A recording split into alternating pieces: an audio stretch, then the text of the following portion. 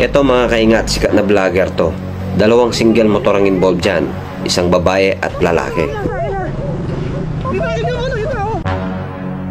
Eto na nga, mapapanood nyo ang buong pangyayari. What's up mga tropa peeps? Kung mapapansin nyo ay nagbiblink yung signal ko pa kanan. Dahil eto yung mga oras na magpapagasa na ako dito sa may Petron. At nung papaliko na ako, eto na yung nangyari.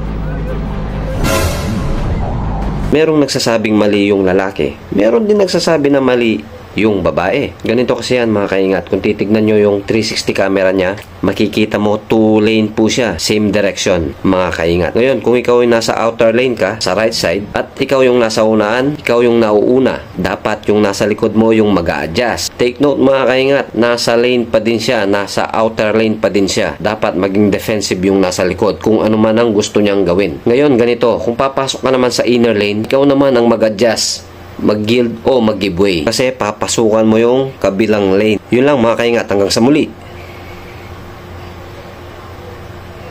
Ingat!